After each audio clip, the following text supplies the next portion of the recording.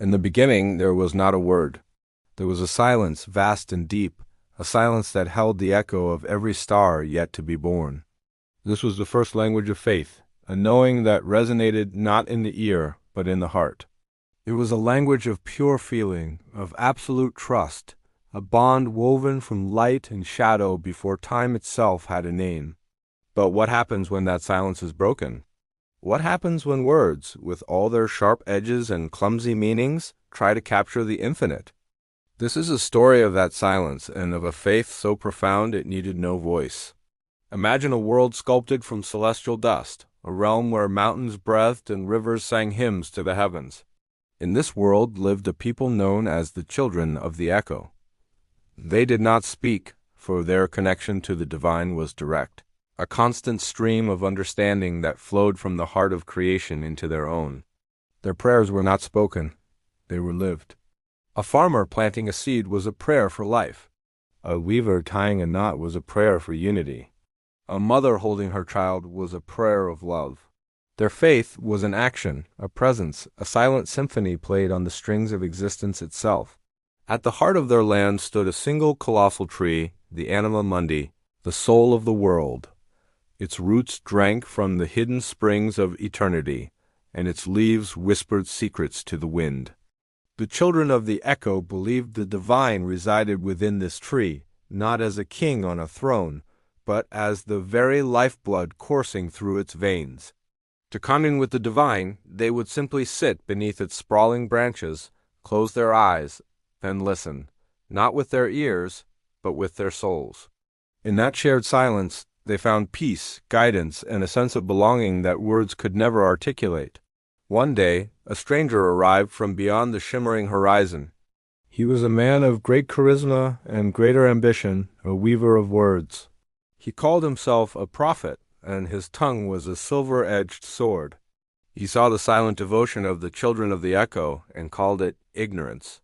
"How can you know the divine without its name?" he asked, his voice echoing unnaturally in the sacred quiet. "How can you worship without hymns? How can you understand without scripture?" He brought with him scrolls and texts, laws and doctrines. He taught them names for the divine, breaking the infinite into finite labels. He gave them words for praise, rituals for worship, and rules for righteousness. At first, the people were mesmerized. The words were beautiful, the songs were powerful, and the rituals were intricate. It felt like they were finally giving shape to the formless wonder they had always felt. They began to chant the new names, to sing the new hymns, to debate the meanings of the new scriptures. Slowly, imperceptibly, the silence began to fade. The direct line of communication, the heartfelt knowing, grew faint, muffled by the clamor of recited prayers and theological arguments. The people started to look at the scrolls more than they looked into their own hearts. They started to listen to the prophet more than they listened to the whisper of the Anima Mundi. Divisions began to appear. Some believed a certain name for the divine was the only true one. Others argued over the correct way to perform a ritual. The unity they had known in silence began to fracture in the noise of words. Doubt, a concept they had never known, began to creep into their hearts. Was their faith strong enough? Were they praying correctly? Were they worthy? The words that were meant to bring them closer to the divine were instead building walls between them and it, and between each other.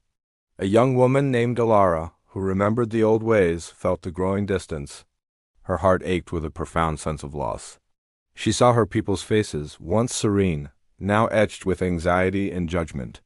She saw them argue beneath the great tree, their voices sharp and angry, no longer listening to its ancient, silent wisdom.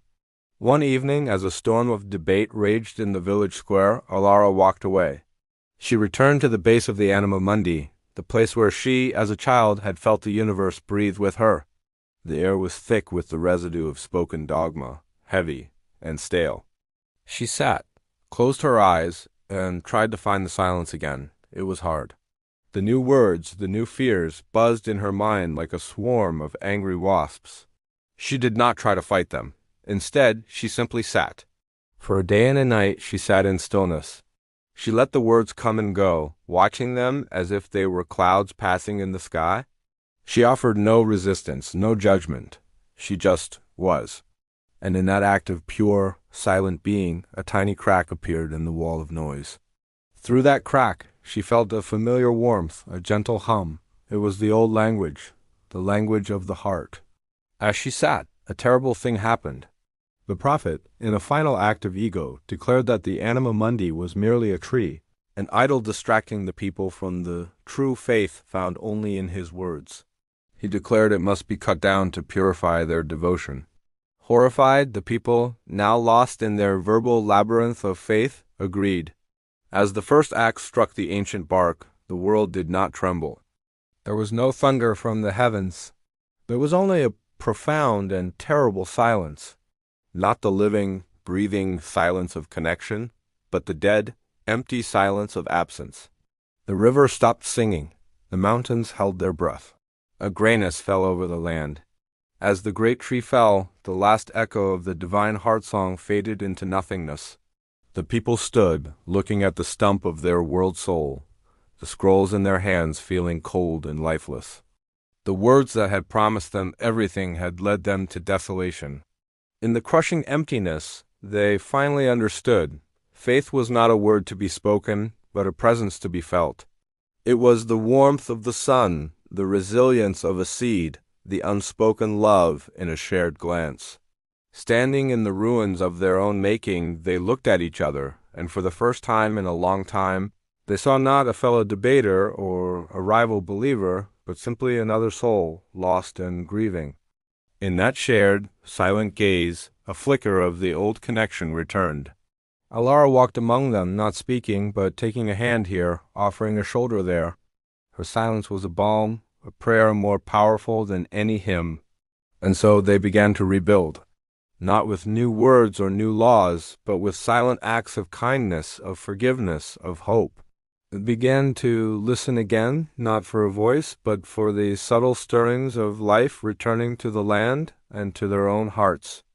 They learned that the divine had never been in the tree itself, but in the connection the tree represented, a connection that could be regrown, even from the deepest cut.